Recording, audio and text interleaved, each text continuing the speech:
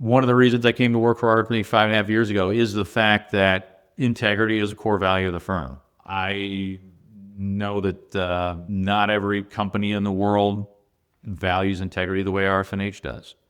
And I think it's important as a way that we serve our customers, a way that we work with our teaming partners, knowing that the people that I work with and that we work with here are good, solid people with a strong foundation of ethics and integrity, and that they want to do the right thing for their customers to make sure that when we are doing work on behalf of someone in the AEC industry, we put our best foot forward, we do our absolute level best, and that we're going to do it the right way. And if for some reason something doesn't go according to plan, and sometimes it happens, then we'll make it right.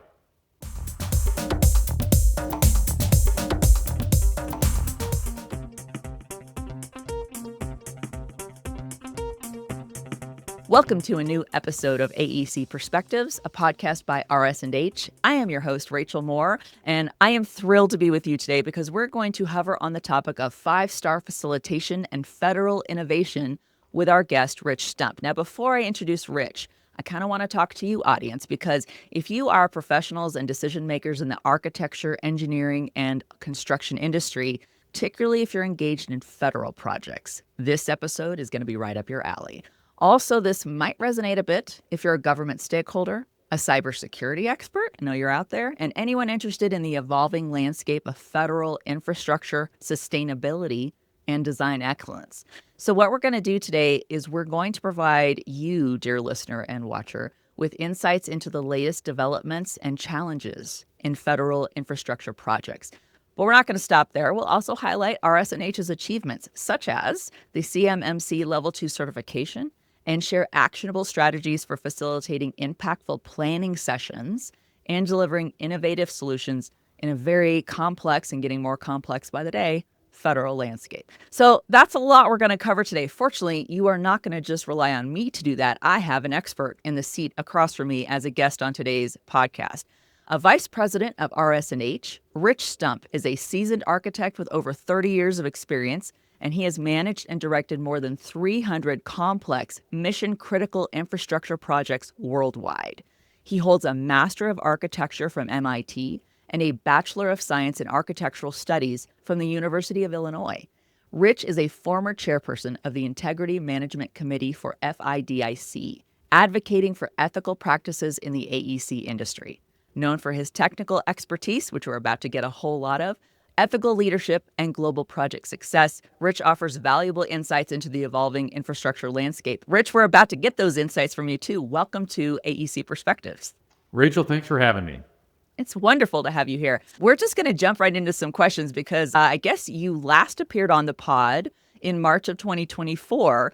Since then, I'd love to learn and love our listeners to learn, what would you say are the most significant developments or challenges in federal infrastructure projects? And also, how have those shifts influenced the way firms like RS&H approach their work in this space? And how are we differentiating ourselves from others?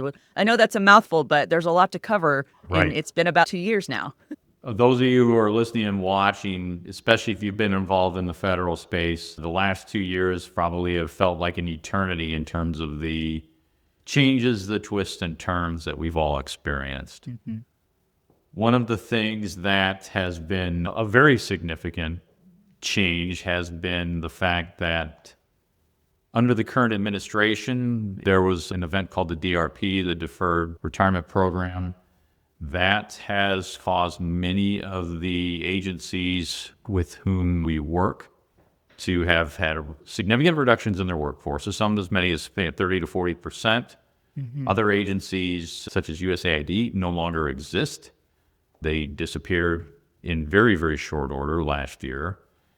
And this has created a significant challenge to them for their ability to deliver work for specifically in the military sector, for the soldiers, the sailors, the Marines, the airmen, the Guardians as well, who rely on them to make sure that facilities are built, infrastructure is constructed, and that they have the tools that they need in order to prosecute the missions and get home safely at the end of the day.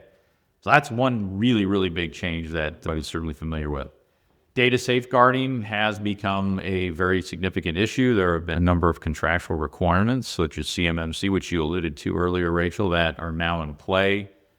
And I would say a third thing is that other transactional authorities, OTAs, there are new contractual mechanisms that are now in play, and given the current administration's desire to make things happen quickly, I anticipate that we're all going to see plenty of opportunities for new ways of getting things done in the federal space to be in play. And then the last piece that kind of latches onto that is the revolutionary overhaul of the FAR, to the Federal Acquisition Regulations, and the changes that continues to make, even on a weekly and monthly basis, to what may have been status quo and the way things get done in the federal space. They're changing, and how we all react to them and continue to deliver solutions to our customers and to their end users and operators is incredibly important.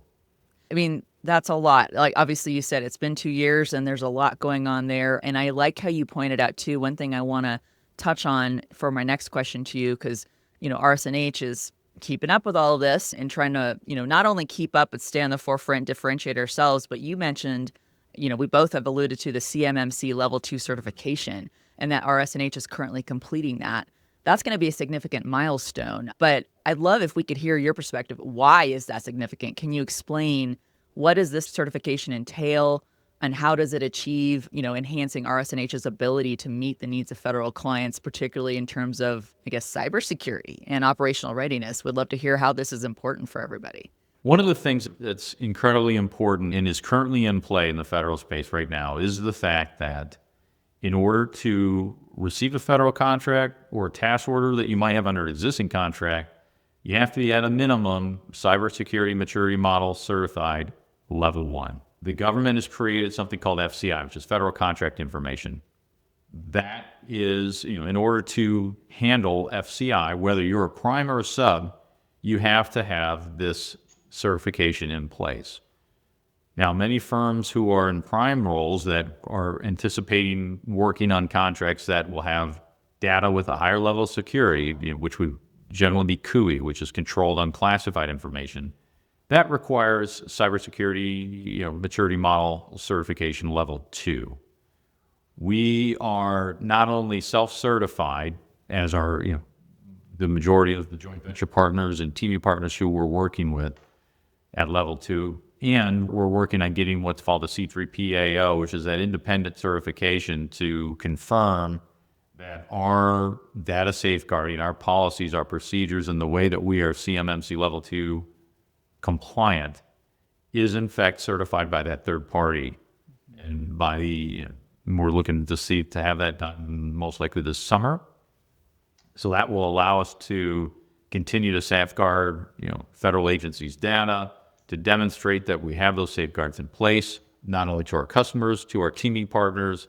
And then, of course, the other thing is that we have to manage our own supply chain. We have to manage our subcontractors, our subconsultants, and that we will be requiring them, if they're going to be dealing with sensitive data on projects, to maintain that same level of certification that we're requiring of ourselves in order to show the federal government that we are taking their best interest at heart, securing their data, and that we are a trusted partner to help them meet their mission outcomes. Yeah, so there's a lot entailed there. It sounds like a lot of facilitation going on from RS&H and from our perspective there, which this segues nicely too, because it sounds like you're the right person in the right place at the right time, because you're widely recognized for your expertise in facilitating military design charrettes, which are critical to the success of many federal projects. I'd love to learn, what best practices have you developed over the years to ensure that these high-stakes planning sessions are efficient as well as impactful? I've got some secrets to share. Do tell with the class, please. The thing that's fascinating about all this, and thank you for that question and teeing things up. Some of you who are listening in today are likely aware that I'm actually writing a book on my experiences related to planning and executing military design charrettes, and it's called 5-Star Facilitation. It's one of these things where, as a reminder to myself that I need to get this book done, it's still a work in progress. Started it last summer, It covers approximately 15 years of experience that I had going back to the very first charrette that I ran when I was living out on the island of Guam, out in the Pacific Ocean back in 2010. It really looks at, when we talk about a process, we talk about an outcome. One of the biggest challenges that we have in the federal space, especially with military projects, and I think you could look at this from any project, is defining a requirement and making sure the requirement is captured, that the good idea fairy doesn't show up and change the requirement while teams are working to deliver the work and get it constructed so that warfighters, operators, end users, families are able to take advantage of the facility, the infrastructure that's provided to them to help them get their jobs done, to help them get the mission executed competently, completely, and for a long period of time. So back to the notion of secrets.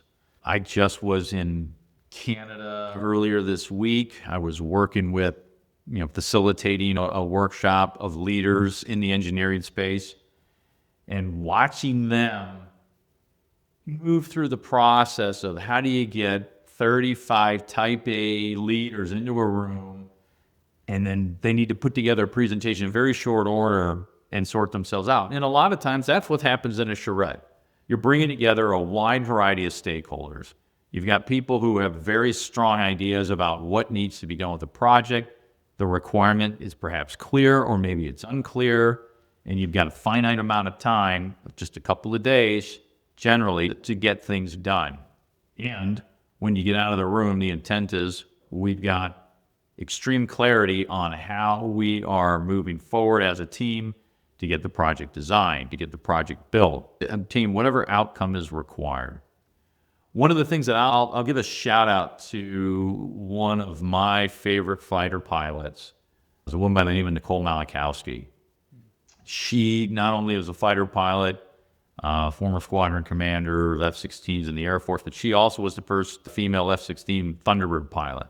Wow. One of the things that she talks about, not only when if you're solving a problem, but again, looking at it through the lens of a fighter pilot, because if you're going to facilitate a project, you're wearing three hats.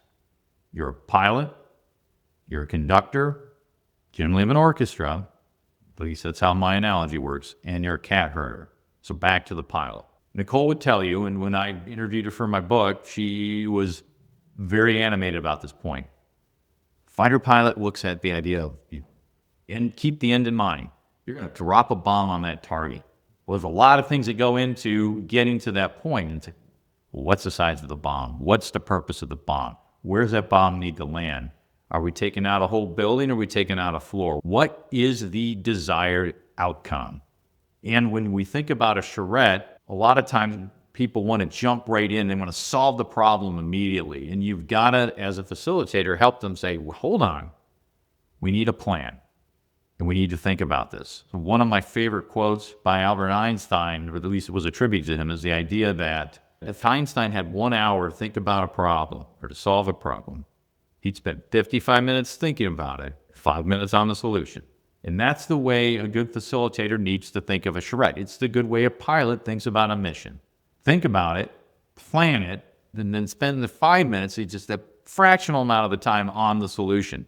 If you start jumping into the solution too early, then you run the risk of ruling out outcomes that might really help you come to the solution that you need. So a couple just tricks that you'll hear about in my book, and if you ever get a chance to sit in one of my design charrettes, you'll definitely hear me say it, and you'll experience it. Plan with the end in mind. Again, think about things as a fighter pilot. Plan your mission. And it's not just what happens at the end of the charrette or what happens at the end of the session or the project itself. It's what is going to happen many generations down the line or many rotations down the line. Rachel, you might be familiar with the Iroquois Federation. They are considered to be one of the influences on founding American democracy. Yeah. The Haudenosaunee, the people of the Longhouse. One of the things that they think about in terms of historically is that any decision that you make, you have to consider its impacts for the next 7 generations. What that means in terms of a military design charrette, you're constantly rotating people in and out of positions. On a military installation, especially the officers, they might turn over every 2-3 years. Think about the impacts of the decisions that we're making in the charrette room for the next 7 rotations of people, which would be probably about 30 to 40 years down the road. That's generally about what we can expect out of the lifetime of a facility for it to be effective, for it to still be able to meet its function, to have the flexibility to meet a future mission need. Think about the end in mind. Think about the flexibility of the end in mind. And take the time to think about the project and the solution before you go solve it. Yeah.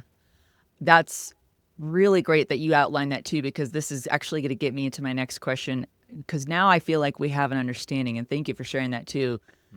I really love the example too of the fighter pilot, because you're talking about this isn't just something happening in like a conference room or a boardroom with a bunch of people. This has actual practical, applications and consequences in real life, and as these, servicemen and women are going and enacting these actions that are going to have real consequences, that all of this has to have a lot of layup and a lot of thinking through it. But the fact that you talked about those strategies and that facilitation and how you get there, I do want to ask you for an example, because I'm glad you brought up your book, because I was going to refer to that too, because you obviously are going to be delivering through that, just like you did here on the podcast, principles and techniques that are crucial to success and successful outcomes, as you mentioned, that are going to hit future generations that we're not even aware of yet. I'd like to tie that though into RS&H as well, because obviously you perform a very crucial function in your role at RS&H in bringing these best practices and these techniques and these facilitative strategies into what you do with RS&H for broader success on AEC projects. So could you share an example of how what you just shared with us, those strategies and facilitation, have driven exceptional outcomes for an AEC project with RS&H? Absolutely. One of the projects that we currently have under construction, where we're providing construction support to the Navy, it's in a joint venture, is what is an engineering test facility. It's at Cape Canaveral Space Force Station down in Florida, and it's tied to the Naval Ordnance Training Unit, NO2. This is a project that is going to reconstitute a critical mission set for the Navy. And it's a project that when we had the opportunity to get involved with it, we were told this project is of incredible national strategic military importance. Yeah.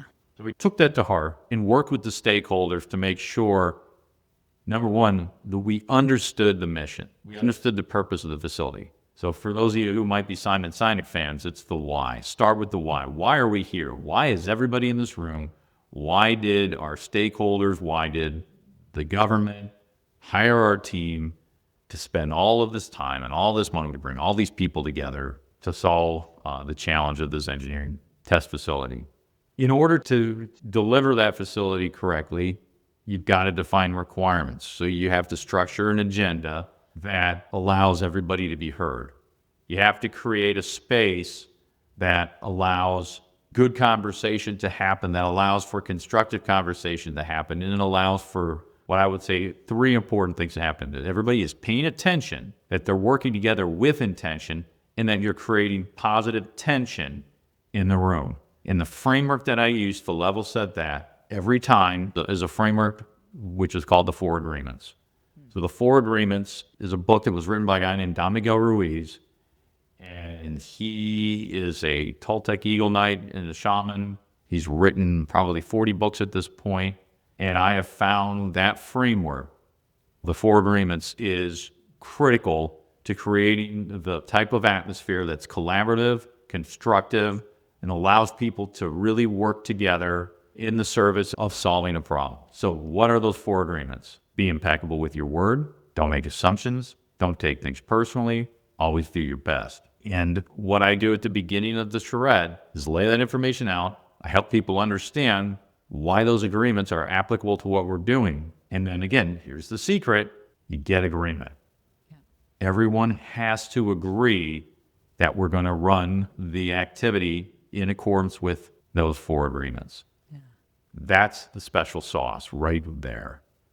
You do that, you're well on your way to having a very, very productive, successful charrette. And I will go on in the book to expound on how you can create that framework that results in setting up a successful, well-run, well-organized, collaborative shred, again, using those four agreements.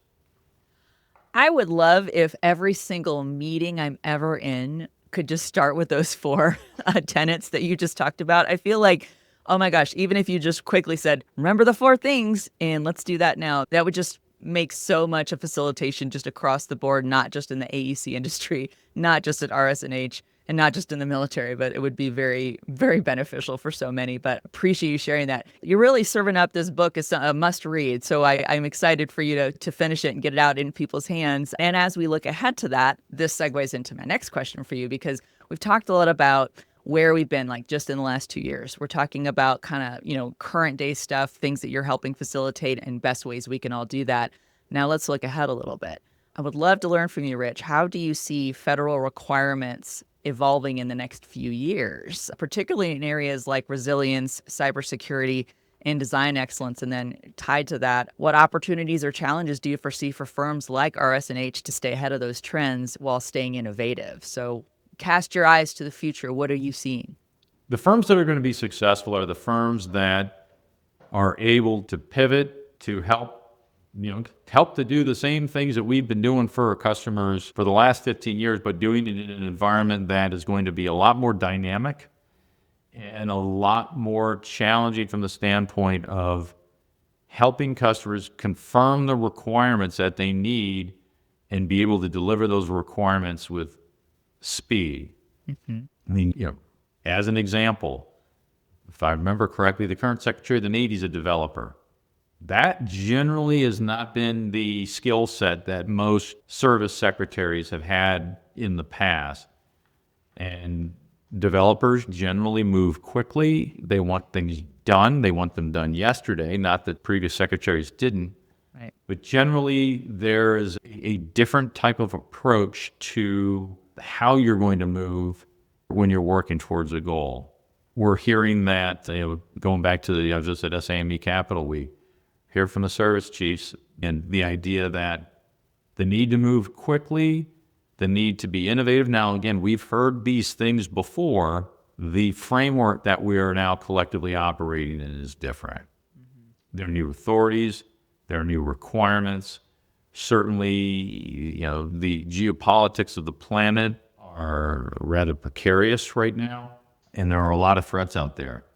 So being able to bring facilities and infrastructure and weapon systems online in a way that doesn't result in rework, in a way that gets us to the finish line as quickly as possible so that they're functional and that the war fighters, servicemen, servicewomen are able to use them in the execution of their mission is absolutely critical.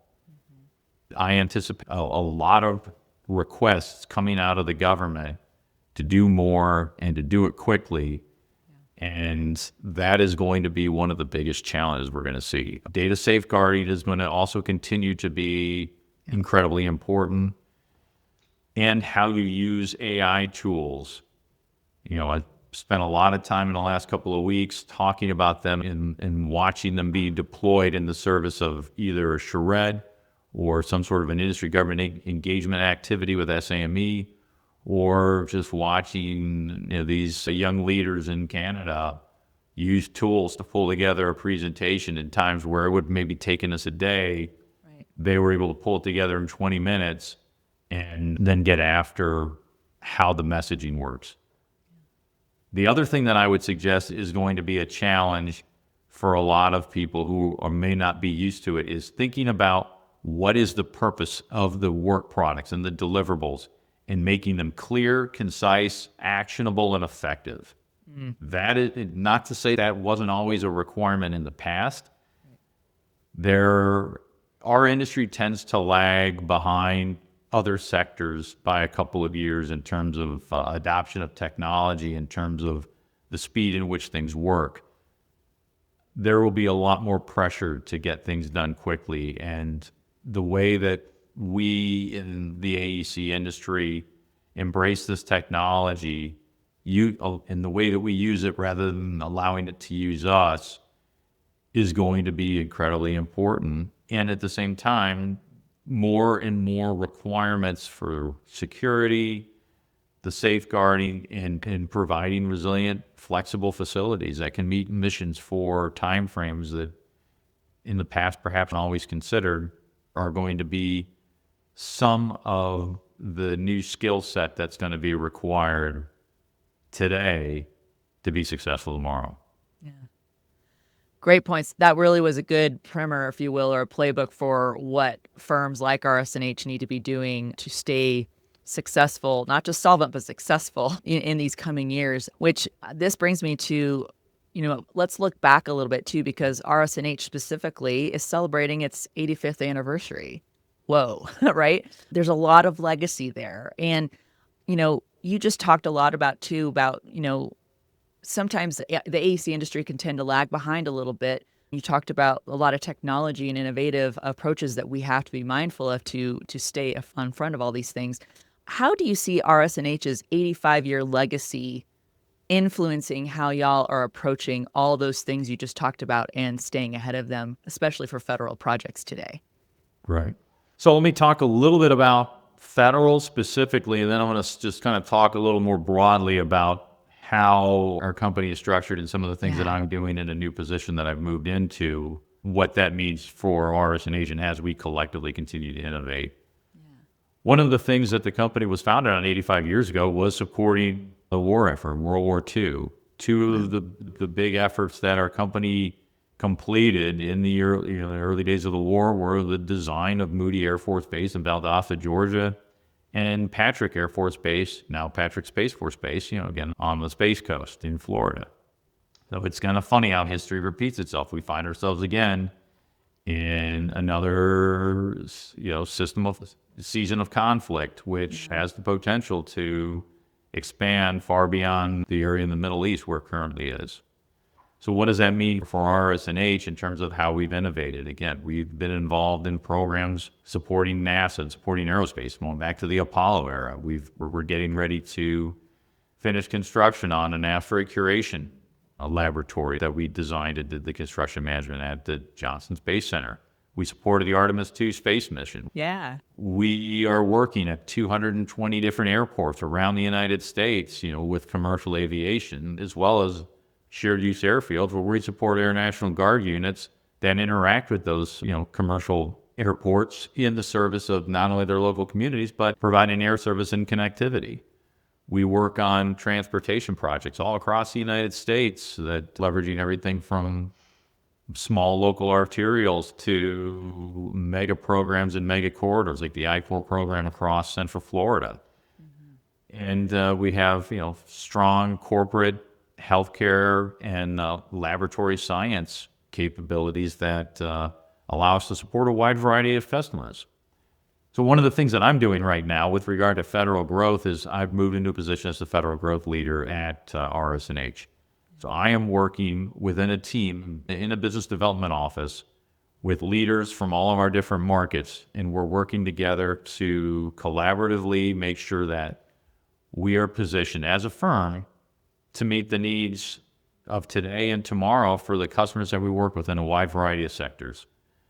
That means how do we help leverage the capabilities, whether it's digital delivery, generative AI design from certain design sectors, or our ability to roll out an incredibly complex response to the design of new airport terminals, or again, the program management on very, very large infrastructure corridors. By working with my counterparts in those different markets, we're bringing the best of RS&H to the customers who we support. We're making sure that if there's a way for us to help our customers meet their needs, we help them do it.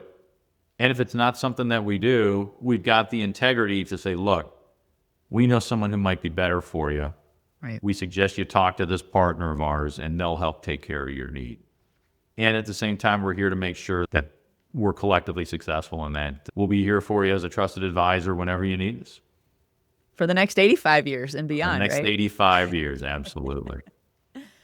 Rich, we went through a lot of the questions that, we wanted to cover with you today. I have a surprise one, though, if you're game for it, because When we were prepping for this episode, you asked me, like, what's a podcast interview or podcast style that I tend to like or listen to? And I mentioned to you there's this one called Hot Ones. Yes. That's hosted by Sean Evans. One thing that Sean Evans does on his show, he'll kind of dig back into a guest's background and maybe pull something a bit more obscure or less discussed out and ask his guest about that. And I would like to ask you a question about something in your past. We did touch a little bit on it in your bio about how you helped build FIDIC's Young Professional Forum from 10 people in 10 countries. And I think y'all watched it grow to over 3,000 members. And Correct. it eventually became the Future Leaders Council, right? Correct. So my question is this. Most people in your position may have just slapped that on a resume and called it a day. But then you immediately moved into integrity and anti-corruption work. And so I'm curious, was there something you saw inside that global community of young engineers that made you think, well, yeah, the pipeline matters, but the ethics around it might matter a bit more, and that's why you focused on ethics? Would love to hear about that kind of focus for you and why you moved into ethics and focusing on that. Ethics and integrity management, especially when it comes to dealing with things in the federal sector, are bedrock. And I would, it's certainly something that I feel incredibly strongly about. And I go back to the training that I had when I was going through Air Force ROTC, and then even as a junior officer in the Air Force, where I spent 5 years on active duty. One of the things that I learned early on is, that the Air Force cadet creed was, do not lie, cheat, or steal, nor tolerate anyone who does. Pretty straightforward. That gets, tattooed inside the back of your mind, and you don't forget it. Yeah. And again, and you kind of, let's take that forward to where I am now, where I've been using the 4 agreements as my personal operating agreement, as well as just the way that I work with people professionally.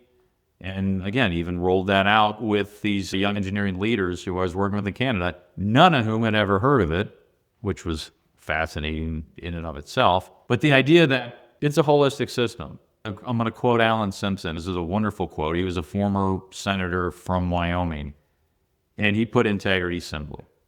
He said, if you have integrity, nothing else matters. If you don't have integrity, nothing else matters. It's pretty black and white. I mean, once you lose your integrity, it is very, very difficult to get it back. You can't just turn a switch and say, oh, I have integrity now, everything's okay. Right. That's not how this game works. Now, going back to your question about how did I move into that space, in 2005, I was asked to stand up a young professional forum, and I worked with a guy named Kunji Akinaga from Japan, and we helped get that up and running within FIDIC. And then I took over the Young Professional Forum, the steering committee, 10 professionals from 10 countries. Yeah. And then we turned that into then, which became a YPF, the Young Professional Forum. And then it's taken off to the point where today the chair of the Future Leaders Advisory Council actually has a seat on the board of directors for FIDIC as a non-voting member. So back in 2005, 2006, FIDIC was basically a bunch of old white guys, and they were trying to figure out, well, why do we even need young professionals at these events? They're a distraction. And now you fast forward to today where they're an integral part of the process. There is a Future Leaders Management Certificate, FLMC, that FIDIC puts on every year. Generally, 30, 40, 50 mid-career engineering professionals, allied professionals go through every year. The Association of Consulting Engineering Companies in Canada runs a program every year. They've been doing this for the last 3-4 years that I've been involved with. Integrity is a bedrock thing. We need to constantly be reminded of the importance of integrity. It's very easy to look at morality and ethics as flexible. And for some reason, that seems to be something that every so often you see in the news. And I'm just going to go back to an example I remember seeing it was probably 2015, 2016. There was a high school in New York City that had a huge scandal related to kids cheating on exams. And one of the quotes that I remember one of the students saying was, well, I just kind of botched my ethics a little. How do you botch your ethics a little? Right. Another thing that I'll bring up just in terms of where I'm at, in terms of the importance of integrity, and you can't really start those conversations early enough. There's a book written by a guy by the name of Elliot Aronson and Carol Tavros, wrote a book called Mistakes Were Made But Not By Me. And in that book, they talk about something called the pyramid of choice. So I'll give you an example that they use in terms of how your ethics and your ethical path can be clearly defined by an event that happens where you have to make an ethical choice. Yeah. So let's say, for example, that you're at university, you're going into a big test, and it's going to be not on a computer, but you actually have to go sit in an auditorium and fill out a test form, and you're not ready. Mm-hmm. You walk into the room, you know you're not ready, and there's a lot riding on it. Maybe this test is going to determine whether you keep your scholarship, or maybe you're trying to get into medical or law school or something like that, but there's a significant outcome riding on your performance. And you walk into the room and you realize that TA left the answer key on a chair and you can pick it up and have it as you take that exam. What do you do? Right. Do you cheat? Or do you say, well, I'm going to do the best I can with what I got? And generally what Elliot and Carol found is that, depending on that decision, when you have that critical integrity test, you're either going to start reinforcing decisions. Okay, I decided not to cheat. I decided to maintain my integrity. You're more likely to continue to do that. Mm-hmm. And then what happens to the converse? If you decide to cheat, you're more likely to continue to cheat. It'll be easier the next time. Right. And then what's going to start happening is something called cognitive dissonance. Because you will say, I'm a good person, and I did something that maybe wasn't good, so I'm going to convince myself that I'm a good person and it was okay, because I can't hold those two thoughts at the same time. I can't say, well, geez, I'm a good person and I did something bad, so that bad thing I did was actually good. Right. I needed, I had to pass the test. I had to keep my scholarship, whatever it is. So that type of trajectory, you go from a small little, something that looks insignificant, like, well, did you cheat on a test? And then maybe 10 years from now, you're facing federal charges for corruption and looking at prison time because you did something really, really bad. Mm-hmm. And you just slid down the side of the pyramid of choice and left yourself open to a series of connected decisions, which, at the end of the day, had a really bad outcome. It's like for those of you that are familiar with Clayton Christensen, wrote a book called How Will You Measure Your Life? It was based on the fact that he went to Harvard Business School. Nobody graduates from Harvard Business School wanting to go to prison. However, he had multiple classmates that ended up in prison. One of them was Ken DeLay. If you remember the Enron crisis and destruction of that company, Ken DeLay was one of his classmates and ended up going to prison. I don't think that was why Ken DeLay went to Harvard Business School, as an example. Thinking about, again, the importance of integrity and ethics and where I got into this and kind of taking that story arc forward to today. One of the things that RS&H developed out of our strategic plan, the notion of integrity, accountability, collaboration, and transparency. So they're teamwork.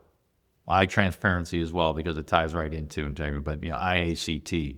One of the reasons I came to work for RS&H 5.5 years ago is the fact that integrity is a core value of the firm. Mm-hmm. I know that not every company in the world values integrity the way RS&H does. And I think it's important as a way that we serve our customers, a way that we work with our teaming partners, knowing that the people that I work with and that we work with here are good, solid people with a strong foundation of ethics and integrity, and that they want to do the right thing for their customers to make sure that when we are doing work on behalf of someone in the AEC industry, we put our best foot forward, we do our absolute level best, and that we're going to do it the right way. And if for some reason something doesn't go according to plan, and sometimes it happens, that will make it right. That's incredibly important to me, and it's one of the reasons why I'm still here.